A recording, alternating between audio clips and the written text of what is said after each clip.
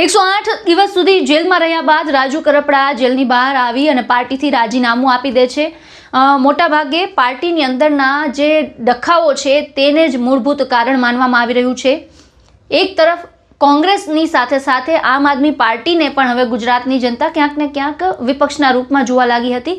આ બધાની વચ્ચે આમ આદમી પાર્ટીનો સાવરણો છે તે વિખેરાતો જોવા મળી રહ્યો છે। એક બાદ એક આમ આદમી પાર્ટીના નેતાઓ છે તે ટાટા બાય બાય કહેતા જોવા મળી રહ્યા છે। કયા કયા નેતાઓએ અત્યાર સુધીમાં પાર્ટીથી છેડો ફાડ્યો છે, શું સમગ્ર વિગત છે અને તેની અસર શું પડી શકે છે તેના મુદ્દે વાત કરીશું આ વિડીયોમાં। નમસ્કાર, હું નીલમ ખારેચા, આપ જોઈ રહ્યા છો મહામંથન મંતવ્ય ન્યૂઝ। ગુજરાતમાં છેલ્લા 30 વર્ષથી ભાજપનું શાસન છે, ભાજપનો ગઢ ગણાય છે ગુજરાત। ત્યારે આ ગુજરાતમાં ભાજપના શાસનનો અંત લાવવાના સપના કોંગ્રેસની સાથે સાથે આમ આદમી પાર્ટી પણ જોતી રહી છે, પરંતુ તે પહેલા જ ફરી એકવાર આપને ઝટકો મળ્યો છે રાજુ કરપડાના રૂપમાં।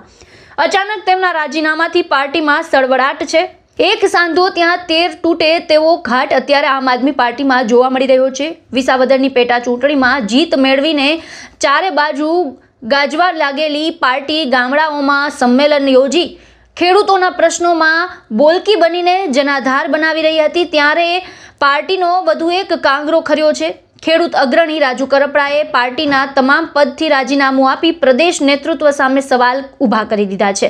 અત્યાર સુધીમાં જે નેતાઓએ આમ આદમી પાર્ટી છોડી છે તેની વાત કરીએ તો આ યાદીમાં ડાયરા કલાકાર વિજય સુવાળા, પાટીદાર આગેવાન અલ્પેશ કથિરિયા, ધાર્મિક માલવિયા, સુરતના ઉદ્યોગપતિ મહેશ સવાણી, નિખિલ સવાણી, આ સિવાય ઉમેશ મકવાણા, ભૂપત ભાયાણી, કરસનદાસ ભાદરકા અને હવે રાજુ કરપડા પણ આ યાદીમાં જોડાઈ ગયા છે। આ દરેકના પાર્ટી સાથે છેડો ફાડવાના કારણો અલગ અલગ છે, પરંતુ સરવાળે તો એ આમ આદમી પાર્ટીની વિશ્વસનીયતા સામે સવાલ કરે છે।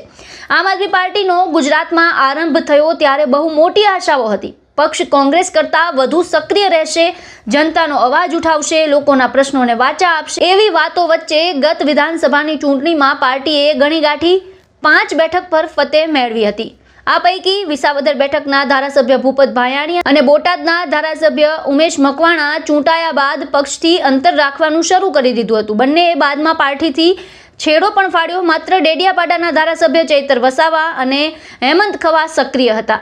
વિધાનસભાની ચૂંટણીનું સુકાન ઈસુદાન ગઢવીને સોંપાયા બાદ લગભગ નિષ્ક્રિય થઈ ગયેલા ગોપાલ ઇટાલિયાને પાર્ટીએ વિસાવદર પેટા ચૂંટણીના ઉમેદવાર બનાવ્યા। તેમાં જીત મળી પછી સોશિયલ મીડિયા પર ગોપાલ ઇટાલિયા છવાઈ ગયા હતા। ભાજપ સરકારને ઘેરવા માટે ગામડાઓ પર ફોકસ વધારવામાં આવ્યું અને ખેડૂતોના પ્રશ્નો માટે રાજુ કરપડાને આગળ કરવામાં આવ્યા। પરંતુ હવે રાજુ કરપડા પણ રાજીનામું આપીને રણછોડ સાબિત થયા છે। ત્યારે પાર્ટીની વિશ્વસનીયતા સામે પ્રશ્નાર્થ સર્જાયો છે, જ્યાં અડધો અડધ નેતાઓ પાર્ટી છોડી ચૂક્યા છે અને કેટલાક પક્ષથી મોઢું ફેરવી લીધું છે। ત્યારે હવે ગુજરાતમાં આમ આદમી પાર્ટીનો આખો મદાર ગોપાલ ઇટાલિયા અને ચૈતર વસાવા પર છે। ગોપાલ ઇટાલિયા અને ચૈતર વસાવાના ખભે આગામી વિધાનસભાની ચૂંટણીનો ભાર છે, જેમાં ઈસુદાન ગઢવી ખાસ કંઈ ઉકાળી શકે તેવું કહેવું મુશ્કેલ છે। તેની સામે ઇટાલિયા અને ચૈતર વસાવા પર એક ચોક્કસ પ્રકારની વોટ બેંક તો છે જ। રાજુ કરપડાના આમ આદમી પાર્ટીથી છેડો ફાડ્યા બાદ હવે એવા પણ ક્યાસ લાગી રહ્યા છે કે બીજા નેતા કોણ છે જે આપથી છેડો ફાડી શકે। આપનું શું કહેવું છે સમગ્ર મુદ્દાને લઈને અમને કોમેન્ટ બોક્સમાં જણાવો અને અમારી ચેનલને લાઇક, શેર અને સબસ્ક્રાઇબ કરવાનું ભૂલશો નહીં। ફરી મળીશું નવા વિડીયો સાથે। મને આપશો રજા। નમસ્કાર।